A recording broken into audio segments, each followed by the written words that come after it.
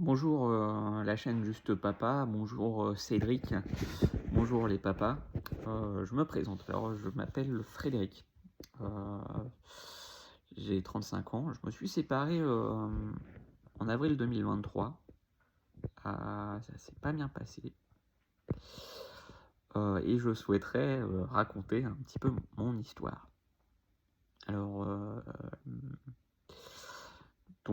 ce qui s'est passé, c'est que on était un couple assez classique, hein, comme pas mal de couples, il y a toujours des petites disputes, mais il n'y avait rien de très impressionnant. En 2021, il y a eu des petits signes déjà. 2 ans avant, il y avait notre petite fille de 2 ans qui faisait des crises d'épilepsie et la maman allait souvent à l'hôpital se faire hospitaliser. Et donc, je comprenais pas ce qui se passait. Un jour, elle revient, elle a dénoncé des violences conjugales, hein, comme quoi je lui aurais mis des coups de portière de voiture sur son coude. Euh, et donc, faut un peu simuler la chose, hein, et c'est selon le témoignage d'une amie qui était voilà, une ex-copine. Elles se sont mises d'accord là-dessus pour dire que je donnais des coups de portière. Donc, en 2021, ça a été classé sans suite. Il n'y a pas eu de suite. Il y a eu plusieurs crises d'épilepsie de Capucine. Elle était infirmière, donc elle allait dans son service régulièrement, hospitalisée pour s'occuper de Capucine. Et donc, moi, j'ai considéré qu'il n'y avait rien. Il y a eu un juge des enfants qui a été saisi. Elle a considéré qu'il n'y avait rien. Donc, il n'y avait rien du tout. Mais le jour de notre séparation, ça a un petit peu changé. On est parti en vacances en février 2023. Je lui ai offert des magnifiques vacances au Mexique. C'était elle qui voulait partir au Mexique. Donc j'étais étonné. Elle dépensait énormément d'argent. Elle claquait l'argent, littéralement, quoi. Ça nous est arrivé de dépenser 300 balles en taxi, hein, pour dire c'était vraiment claquer l'argent. Donc j'ai pas pris soin de ça. Après, elle m'envoie un texto en disant je t'aime que pour le fric. Alors, je t'ai jamais aimé, je t'aime que pour le fric. Donc déjà, là, ça fait le 3e red flag. Et on arrive en avril. Et là, voilà, moi j'avais rien vu. J'étais dans le déni total. J'étais toujours amoureux. Et on arrive en avril. Et là, on préparait le baptême de notre fille de 2 ans. Et là, eh ben, c'est la police qui appelle. C'est la police qui appelle pour dire madame, vous avez dénoncé des violences conjugales, on souhaiterait vous auditionner pour ce propos. Donc là, je vais dire je sais pas, je suis pas au courant. Moi, j'ai tout de suite compris, j'ai fait le rapprochement entre 2021, entre le SMS et entre le voyage au Mexique. 3 red flags. Bon, j'ai compris. Je suis parti, j'ai claqué la porte. J'ai pris mon passeport. Et je savais que je reviendrais plus jamais. Alors, j'ai été interpellé par les policiers, convoqué au commissariat, une garde à vue de 48 heures, et mis sous contrôle judiciaire au bout de la garde à vue de 48 heures. Une garde à vue de 48 heures donc après ma journée de travail, ce qui fait environ 72 heures sans dormir.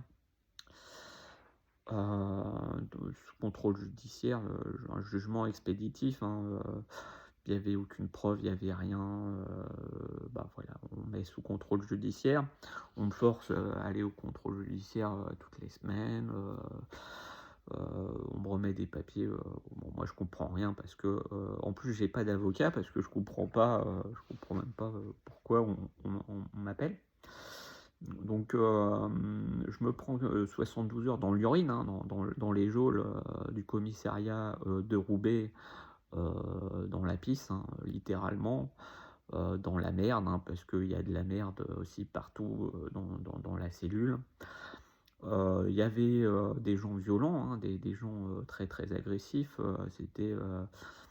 il y avait un monsieur, qui s'était disputé avec sa femme qui avait essayé de le poignarder, donc ils avaient joué avec des couteaux et lui, voilà, il voulait poignarder, il s'insultait, enfin c'était très violent, il tapait contre la porte de la cellule, donc voilà, hein, fallait pas faire trop de bruit quoi dans la cellule. Et donc voilà, j'ai été, mis sous contrôle, judiciaire à partir de là, sans me défendre, avec une avocate commis d'office, qui me dit, «Monsieur, fermez-la, ne dites rien, acceptez votre sort», donc j'accepte mon sort. Et en fait, c'était que le début. C'était que le début, donc moi comme j'avais rien compris, qu'est-ce que je fais?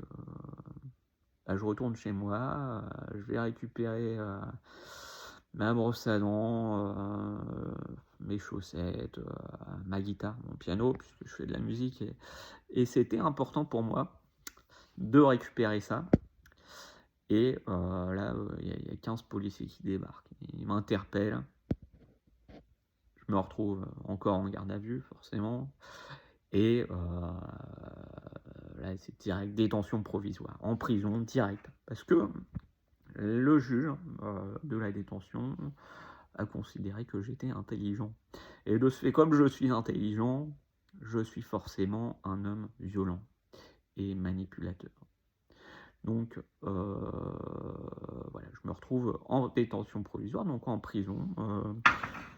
Je prends mon petit convoi de prisonniers, je finis en prison sans rien, hein, puisque moi je j'ai pas de famille sur place, donc je me retrouve à poil, hein, enfin voilà, quasiment rien, dans la puanteur, voilà, je négocie un petit savon pour, nettoyer mes chaussettes qui sont restées, 48 heures dans la pisse de la geôle de Roubaix.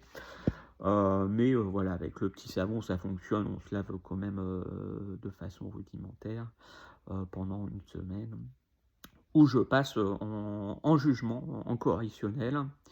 Et là, on dit, «Oh bah, au final, il y a aucune preuve, monsieur, bah, il est pas coupable», donc sur le bénéfice de doute, on fait la relaxe. OK, bon, bah, au revoir monsieur. Ah, OK. OK, bon, bah, je suis commerçant, donc voilà, j'ai pas pu ouvrir ma boutique, les gens, les clients étaient refoulés, j'ai perdu énormément d'argent et et on me dit: «Bon monsieur, il y a rien à voir, vous dégagez». Bon. Alors, je pensais que c'était fini. Je pensais que c'était fini et c'était pas fini. C'était pas fini parce que là, j'arrive dans l'étape donc du JAF et du, juge des enfants. Le JAF, il est passé une journée avant mon jugement correctionnel. Une journée avant mon jugement correctionnel, ça veut dire qu'il a pas voulu m'auditionner. Je j'ai été condamné au JAF à verser une pension alimentaire de 800 € par mois, plus, les crédits, les mensualités de crédit, qui sont à la charge de mon ex-femme, à hauteur de 725,28 € et j'ai été condamné, à une ordonnance de protection, et à ne plus voir mes enfants. J'avais plus aucun droit sur mes enfants, et bien sûr le retrait de l'autorité parentale, hein, bien sûr. Et donc, bah, je sors de, on me libère du correctionnel, on me dit: «Bon, bah, ouais, mais le JAF, il s'applique». Pourtant, j'ai pas été convoqué. J'ai été convoqué, mais le service pénitentiaire m'avait écrit: «Madame, monsieur, vous pouvez reporter, une deuxième fois, il y a pas de souci, de toute façon, ça sera reporté, vous avez votre jugement demain, donc le JAF va comprendre, il va reporter». En plus, c'est le service pénitentiaire qui a écrit: «Je reporte, vous avez plus qu'à signer monsieur, c'est parfait, vous inquiétez pas, ce sera résolu». Et on arrive donc, voilà, le lendemain et je suis libéré et je me retrouve, je vérifie, bah, j'ai plus aucun droit. Plus aucun droit sur mes enfants, plus aucun droit de m'approcher, j'ai pas le droit de rentrer chez moi et voilà, hein, et bah, j'avais déjà pas le droit, avant, hein, dès la première carte à vue, j'avais pas le droit. C'est vrai que ça, c'est un choc, hein, parce que tu te retrouves, sans rien et tu pas le droit de rentrer chez toi. Donc j'avais dû prendre un hôtel et payer un Airbnb. Pendant ma période de détention, j'ai payé un Airbnb. J'ai payé un Airbnb et j'y suis jamais allé. Enfin, quasiment jamais, puisque j'étais en détention. Donc voilà, je sors de la prison. Il y a une amie qui, fort heureusement, propose son appartement pour le louer. Sinon, en tant que commerçant, ben, j'étais à la rue parce que en tant que commerçant, bah, t'as pas de revenus en mode CDI, hein, donc voilà, hein, t'as beau gagner de l'argent, quand il s'agit de payer la pension alimentaire, bah, t'es SDF. T'es SDF, tu finis à la rue parce que mon logement principal, il est à madame. Madame qui avait mis 500 € dans le logement principal, une baraque qu'on avait acheté 325 000 €, elle a mis 500 €, c'était en 2021, comme par hasard. Et c'était l'achat de la maison, c'était un peu l'excuse, c'était pour dire, bah, tu vois, comme on habite chez toi, dans ton petit appartement, là, te fait avoir une très grande maison et moi, être propriétaire à 50 ce serait parfait. Moi, je prends un crédit, tu payes le reste. Et ben, sauf que c'était la douille, hein. C'était la douille puisque je me retrouve à poil sans maison, hein. Donc, bien sûr, sans le droit de récupérer mes affaires, hein, puisque voilà, bon, fort heureusement, j'avais quand même réussi à récupérer ma guitare et mon synthé, ce qui était le plus important pour moi, hein, on va dire. Mais bon. Donc voilà, ça vaut la prison, hein, ça vaut la prison. Je pense que sinon, j'aurais pas supporté de rester plusieurs années, puisque là, on est 3 ans plus tard, sans ma guitare, sans mon synthé, hein, parce que les JAF, bah, ça met 1 an, 1 an, 2 ans, pour passer dans un nouveau JAF. Et ouais, 1-2 ans pour passer dans un nouveau JAF. Je suis à poil, je suis dehors, je suis sans rien. On me dit: «Bah, attendez, 2 ans, 2 ans parce que là, c'est pas prioritaire, vous êtes pas un cas prioritaire». Donc voilà, moi j'aimerais bien voir mes enfants, on me refuse, de voir mes enfants. Je saisis le JE, enfin, le JE est saisi, la madame demande, retrait total de l'autorité parentale, retrait de tous les droits, enfin vous connaissez, toutes les conneries. Et bien sûr, le JE bah, dit assez bizarre, il n'y a aucune preuve, monsieur il a été reconnu innocent, et d'un coup, mais par contre, là, la madame vient de faire une tentative de suicide. Qu'est-ce qu'on fait? On place les enfants. Les enfants sont placés. Parce que madame a fait une tentative de suicide en présence des enfants. Madame, elle est infirmière. Madame, elle est infirmière puéricultrice. C'est-à-dire que dès 2021, à chaque fois, elle allait dans son service, elle faisait des fausses attestations, machin, sur l'épilepsie, parce qu'on s'est aperçu que notre enfant n'était pas épileptique. Et donc, ben, elle est infirmière puéricultrice. Elle a fait une tentative de suicide, avec des médicaments, comme par hasard. Donc forcément, elle avait bien préparé son coup, elle avait averti sa copine qui vient, qui fait le constat, et donc de ce fait, les enfants sont placés en foyer, et pour les en sortir, c'est autre chose. Parce que qui s'occupait du dossier?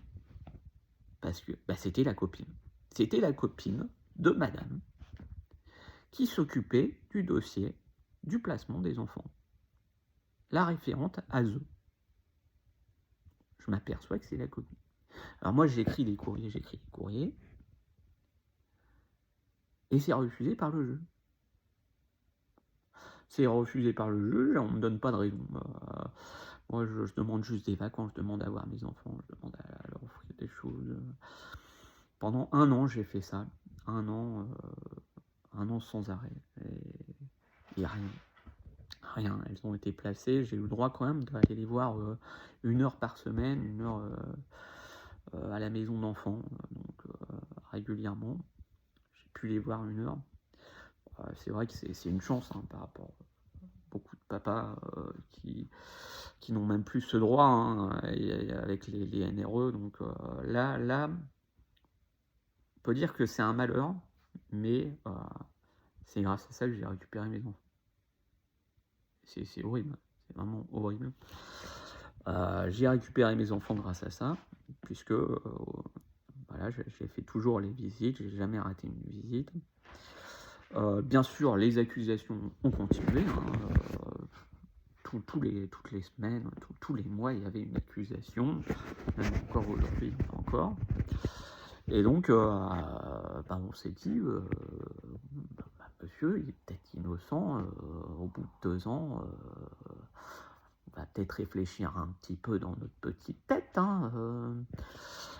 parce que il y avait eu des histoires là, en décembre 2023, par exemple, c'était une histoire de viol. Alors elle s'était inventé un viol. Un viol, c'est-à-dire que elle prenait son couteau et elle allait se taillader l'entrejambe. Elle avait mis en scène, elle s'était ligotée sur une chaise et elle avait dit que j'étais le violeur. Le violeur, bien sûr. Et donc, dans ces trucs-là, c'est quand même du criminel. Donc, j'ai le droit à un peu l'élite de la police qui vient m'interpeller dans ma boutique. Perquisition, avec toute la fanfare. La fanfare, là, c'est toujours une vingtaine de policiers mobilisés pour cette enquête dont on s'apercevra que tout était faux. J'étais même pas sur place. Depuis avril 2023, j'ai jamais vu mon ex-conjointe en dehors d'un tribunal. Mais ça continue. Et donc, il y a eu cette histoire. Donc, les accusations continuaient pendant longtemps. Et au mois d'avril 2024, donc 1 an plus tard, le JE dit il y a quand même pas mal d'accusations, on voit que tout est faux, il n'y a rien.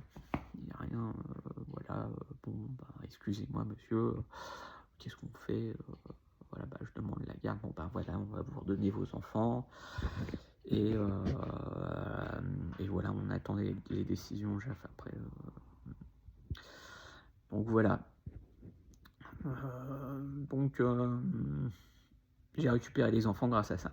Et je suis heureux, je vis avec les enfants. Je suis très très content. Je suis très très content. Et ça, c'est vraiment le bon point. J'ai eu de la chance.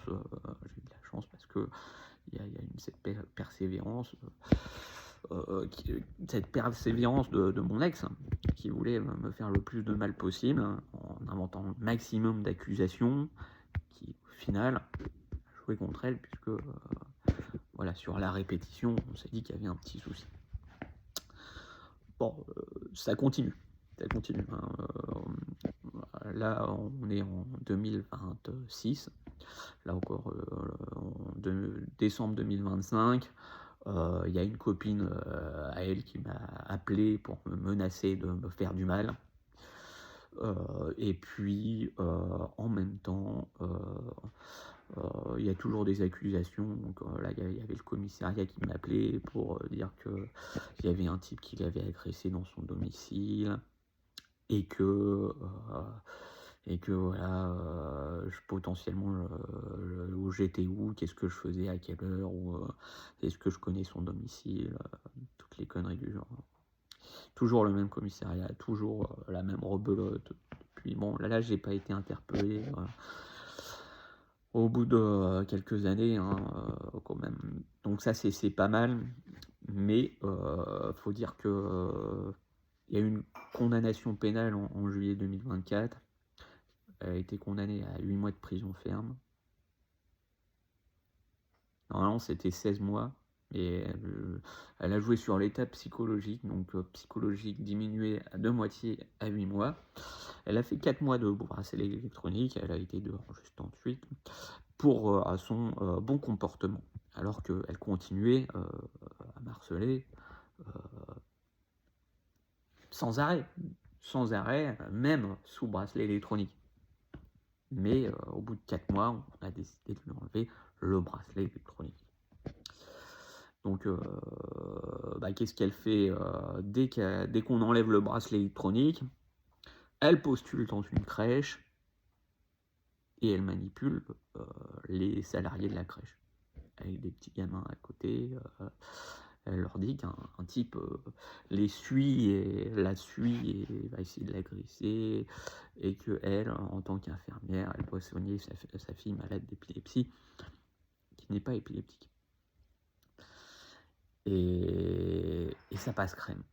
Ça passe crème, il n'y a rien du tout. Rien de rien. Il y a des accusations, il y a des scénarios où elle veut soigner sa fille épileptique, il y a des menaces de mort, il y a tout, et puis au niveau financier, elle appelle son notaire pour essayer de récupérer la baraque, où elle a mis 500 € pour la moitié de la baraque. Donc elle appelle son notaire, elle veut le pognon. Elle veut le pognon. Tout est une question de pognon. Qu'est-ce qu'elle fait? Elle vide le compte des enfants. Totalement liquidé. Alors, au JAF, elle dit, première audience de septembre 2025, elle dit c'est pas moi j'ai rien à voir avec tout ça. Alors moi, deuxième audience au mois de décembre, je donne les preuves, accusé de virement, machin, c'est bien madame. Et ça passe crème. Le JAF s'en fout. Il faut rétablir le lien avec la maman. L'autorité parentale, faut la conserver.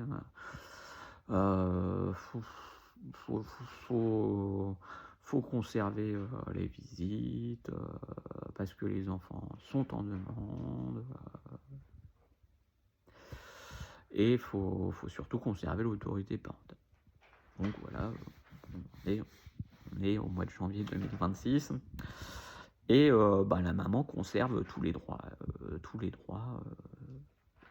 Et je dois faire le trajet, le taxi, à son domicile, tous les mercredis, pour lui confier les enfants. Et je le fais parce que les enfants sont contents. Et en fait, mon principe, c'est que j'ai envie de rendre heureux mes enfants. Alors, c'est horrible, mais peu importe le scénario, peu importe l'histoire derrière, je me dis que tant qu'elles sont heureuses, tant qu'elles vivent un moment qui semble correspondre à leurs désirs, c'est pas mal, c'est bien, parce que elles voient qu'elles sont aimées, qu'elles passent un bon moment, et même si c'est des illusions, je me dis c'est pas mal. Et donc je continue à faire ça. tout en me faisant accuser derrière, tout en ayant bah, plein de contrôles, de référents, de trucs, de conneries, des yeux, des JAF. Et enfin, c'est ce dernier point que je souhaiterais aborder. C'est vraiment, ce non-professionnalisme des professionnels de l'enfance, ce non-professionnalisme des JAF, c'est toujours à charge pour un papa. C'est toujours à charge. On a beau tout faire pour les enfants, on est toujours mis sur le banc de l'accusation. Et ça me fait mal. Et ça me fait mal parce que je vois tous les papas de l'association, je vois Cédric. C'est pas juste. C'est pas juste, c'est pas dans l'intérêt de l'enfant. Et moi, mon but, ce serait l'intérêt de l'enfant. Ce serait de l'intérêt de l'enfant, puisque c'est ça le plus important, c'est que des enfants soient heureux. Et avoir un papa et une maman, c'est quand même important. Malgré tout ça, c'est quand même important. On n'est pas toujours tout le temps comme ça, on change d'idée et j'espère que même pour la maman ça changera un jour. Mais en fait, le fait d'encourager la maman dans les actions comme ça, comme le font les associations féministes. En l'occurrence, dans mon affaire, c'est l'association Solfa. Solfa, Solidarité Femmes, qui est représentée par des grands avocats, qui est représentée par la fille du président de la République, Madame Tiffaine Ozière, et qui est soutenue par énormément de subventions de la part de l'État, 110 millions d'euros versés aux associations féministes, avec une discrimination sur le genre, puisque vraiment les associations de défense des hommes, des papas, n'ont pas le droit d'obtenir ces subventions. Déjà, le déséquilibre est là. Et donc, je trouve ça choquant parce que là encore, au mois de décembre, l'association Solfa dit que madame est une victime d'erreur judiciaire et que monsieur est le méchant. Moi, ça me fait mal. Ça me fait mal parce que je suis commerçant, je paye beaucoup d'impôts, je paye tout le temps, je travaille tout le temps. Et l'État paye 110 millions d'euros à des gens qui viennent dire ça derrière, qui viennent encourager mon ex-conjointe à recréer des accusations derrière, qui viennent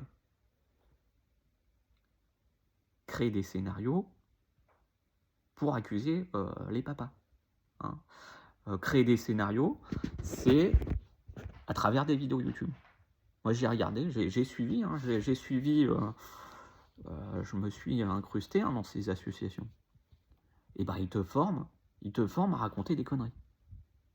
C'est-à-dire qu'ils te disent, pour accuser votre ex-conjoint, c'est tout simple. Vous recueillez les témoignages des proches, vous leur dites d'écrire des choses, de faire des attestations écrites, peu importe lesquelles, même si c'est mensonger. Vous leur dites d'attester des comportements, vous prenez les SMS, vous essayez de créer des écrits, vous faites des bleus, s'il y a des bleus, vous les utilisez, vous les prenez en photo, vous allez déposer une main courante, c'est très important, si vous vous cognez, d'aller déposer une main courante, et voilà. Et comme ça, quand il y aura la séparation, le JAF vous récupérerez l'usage exclusif de la maison et la garde des enfants. Voilà le discours des associations féministes. Et derrière ça, dans les associations des papas, on est dans le monde des bisounours. Des bisounours, peace and love, faut appliquer le NRE, la loi sur le NRE, en représentation d'enfants, quand la maman ne présente pas, on va porter plainte au commissariat, mais de toute façon, la plainte n'est pas traitée parce que les juges et procureurs s'en foutent. Ils n'ont pas envie de traiter ces problématiques parce que ce n'est pas la priorité nationale de la justice. La priorité nationale de la justice, c'est les violences conjugales et la drogue. D'ailleurs, en prison, vous voyez, il n'y a que ça. Il y a que ça. Moi, je suis allé en détention provisoire, j'ai fait un petit sondage. 95% des gens, c'était pour la drogue ou les violences conjugales. Des pauvres types, voilà. T'as le pauvre type qui a 10 grammes de bœuf dans sa poche, en prison. Il se finit en prison, le gamin de 18 ans en prison.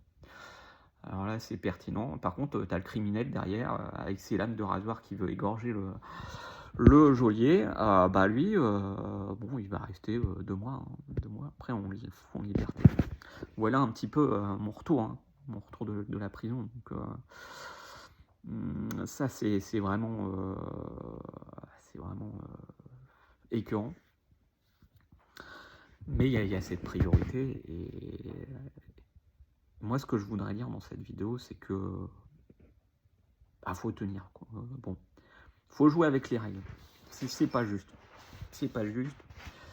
Les JAF, ils sont pas impartiaux. Là.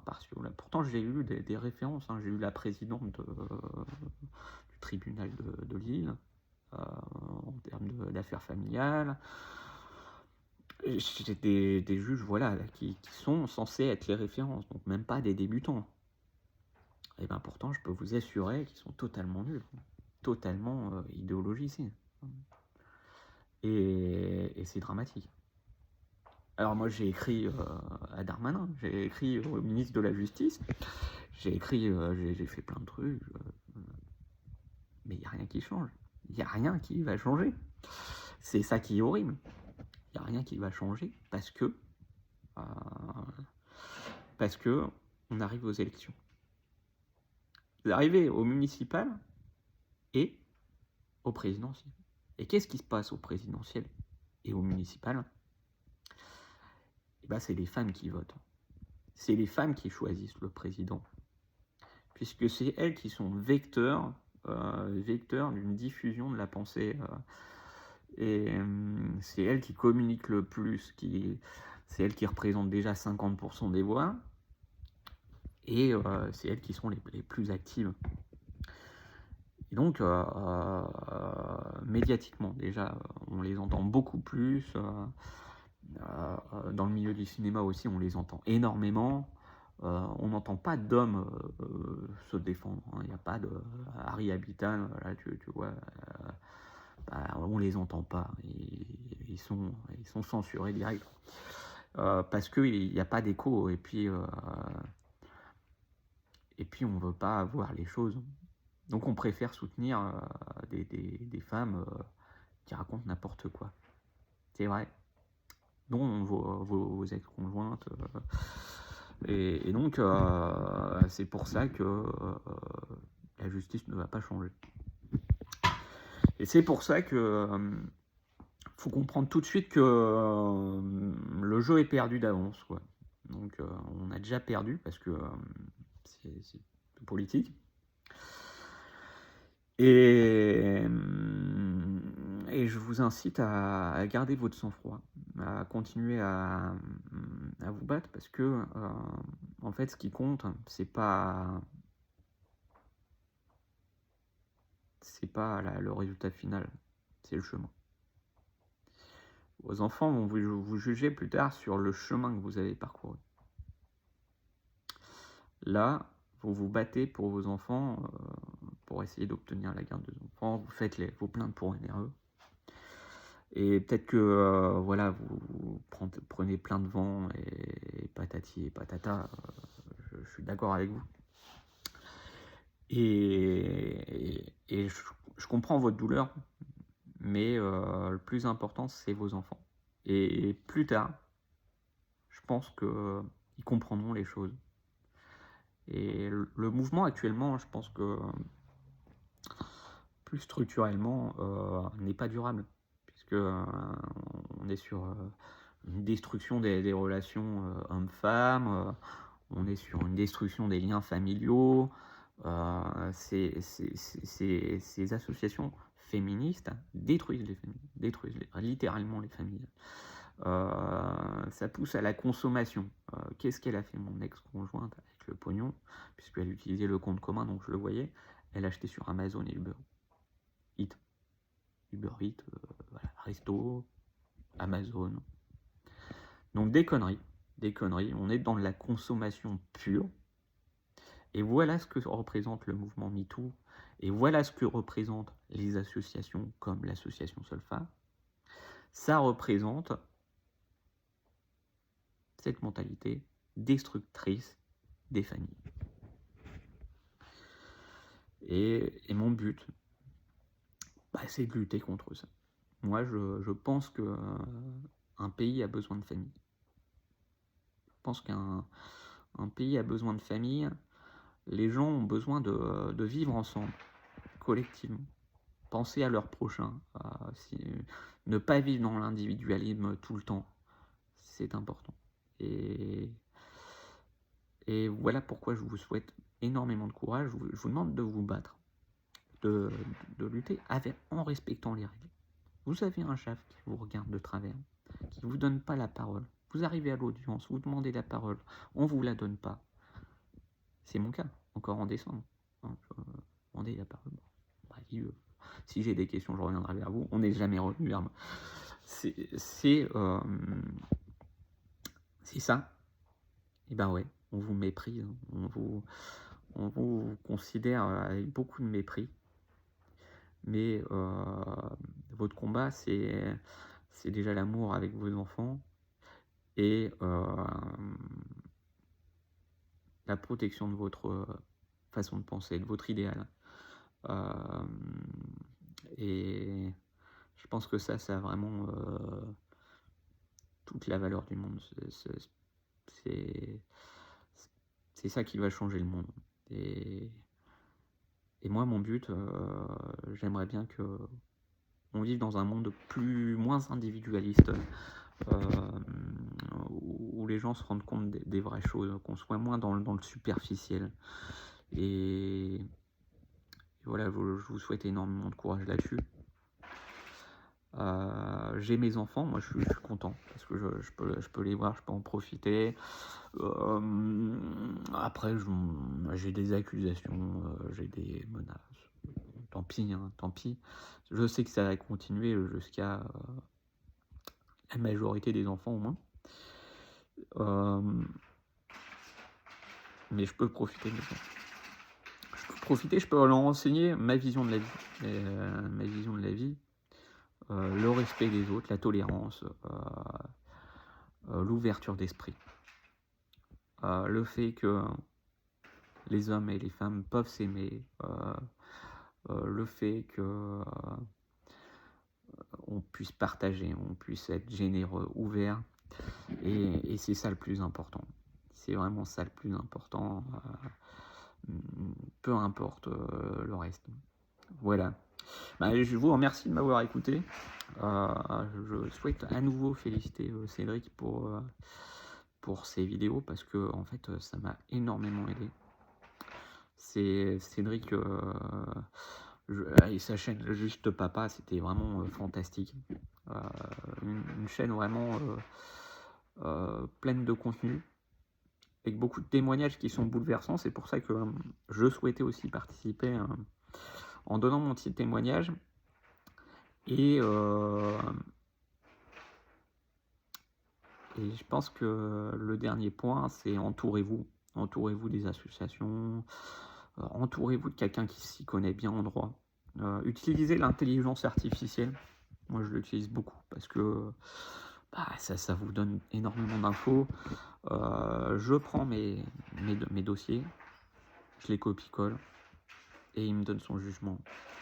Et lui, l'intelligence artificielle, a toujours un verdict qui est objectif, qui interprète la loi selon l'écriture de la loi. Et on voit que le déséquilibre entre l'interprétation de la loi est abyssal, puisque la loi est très mal interprétée. Les juges n'interprètent pas bien la loi. Il faudrait vraiment revoir cette partie-là, parce que voilà, prenez les décisions, comparez-les avec les ChatGPT, voilà, et vous verrez, il y a une différence totale. Moi, je pense qu'il faudrait même supprimer les tribunaux, mettre l'intelligence artificielle, mettre une blockchain, et c'est fini. Parce que, voilà, on est sur en sketch. Voilà, il y a des drames humains derrière. Il y a des drames humains. Je pense pas que c'est normal d'emprisonner un gamin de 18 ans pour 10 grammes de coke. Clairement, moi, ça m'a choqué. Ça m'a choqué.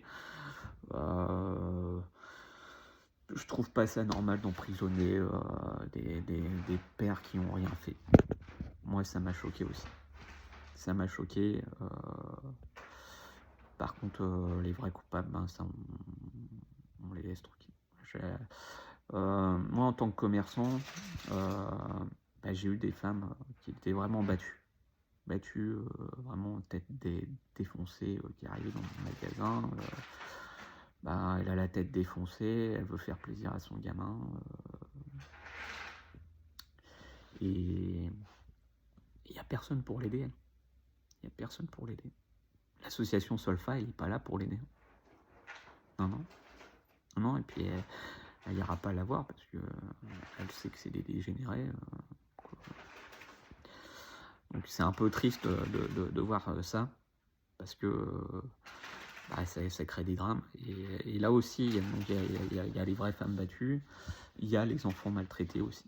Il y a les enfants maltraités, sachant qu'il y a des milliers de places qui sont nécessaires pour accueillir tous les enfants maltraités par des mères violentes ou des pères violents. Et là, il n'y en a pas. Il n'y en a pas parce que pour un conflit parental, on place des enfants. On place des enfants en foyer pour un conflit parental. Et après, bah, on laisse les autres chez eux, chez leurs parents, se faire défoncer la gueule. Donc voilà un peu l'ASE, comment ça fonctionne. Ça m'a écœuré. Et quand j'en parle à la direction, quand j'envoie un courrier au président du conseil départemental du Nord, on me dit qu'on n'en a rien à foutre. Et ça me fait mal au cœur. Ça me fait mal au cœur.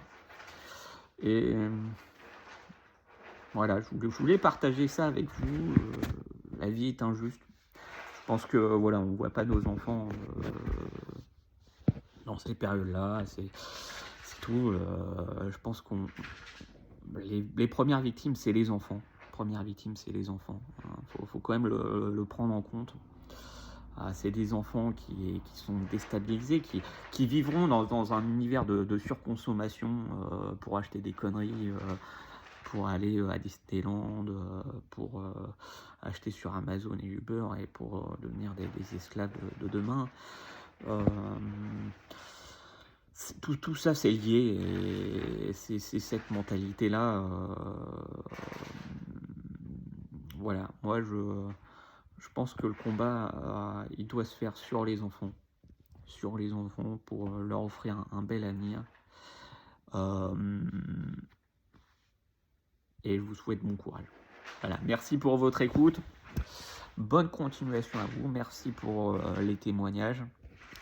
Et restez entourés des bons avocats, des bons spécialistes en droit qui sont là pour vous entourer, l'intelligence artificielle, les associations. Je vous invite à Jamais sans papa, si jamais vous cherchez une association. Ça peut être sympa. Après, il y en a plein d'autres, SOS Papa, effectivement. Et à partager votre vie, vos témoignages. Le but, c'est d'en parler. Je pense qu'il y a un gros souci de transparence aussi dans la justice.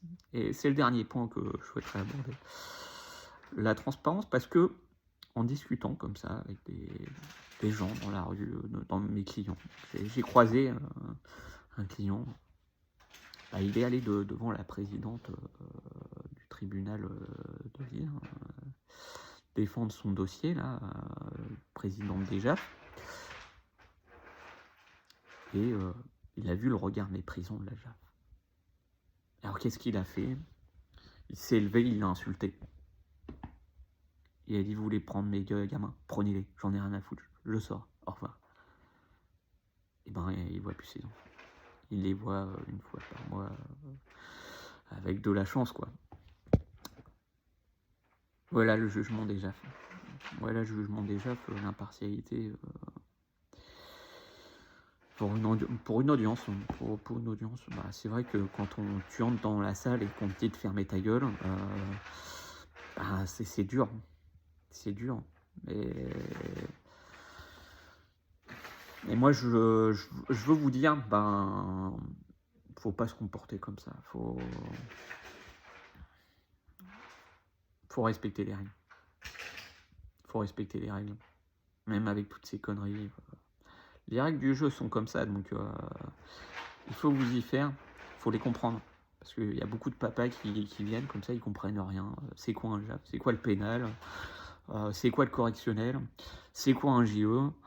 Pourquoi il communique pas? Bah ouais, écoute, ton avocate elle est à 500 € de l'heure, donc tu vas pas lui demander de t'expliquer. C'est à toi de faire tes recherches. Et donc le but pour vous, c'est vraiment de faire vos recherches, de regarder toutes les vidéos de Juste Papa, parce qu'il y a énormément de documents, et c'est vrai que Cédric, c'est un super pédagogue. Et je trouve, merci Cédric. Il faut quand même le rappeler. Et moi, ce que j'espère pour Cédric, c'est qu'il va retrouver son nono. Son nono, j'ai vu toutes les vidéos, et tu mérites de voir nono. Parce que tu as fait des vidéos, c'est des pépites. Tu es un super papa, ça se voit. T'as ta nouvelle femme, t'as ton nouvel enfant, et je pense que tu formeras une super famille. On n'est peut-être pas dans le même milieu social, on se connaît pas, on s'est jamais vu. Et moi, je le vois, je le sens. Voilà, t'es un type bien. Et je vois des papas qui sont admirables dans ces vidéos. Et je vous vois, et je vous dis bravo. Bravo à vous. Gardez courage. Et à bientôt. Et ce sera avec plaisir que je vous verrai, je vous rencontrerai. Et merci à vous. À bientôt. Ciao. Et un dernier point, je vous présente Un père en prison. Donc c'est le livre que j'ai écrit aux éditions Lys Bleu Éditions. Et c'est un super livre qui raconte mon histoire en détail. Donc toutes les accusations, avec toutes les gardes à vue, toutes les phases d'emprisonnement, toutes les pensées et tout ce qui est en rapport avec le placement et l'ASE. Donc ça peut être très intéressant, ça parle de plein de sujets vraiment passionnants. Et je vous invite, vous pouvez le trouver sur Amazon ou directement en nous contactant. Je vous l'enverrai avec plaisir. Bonne journée à vous.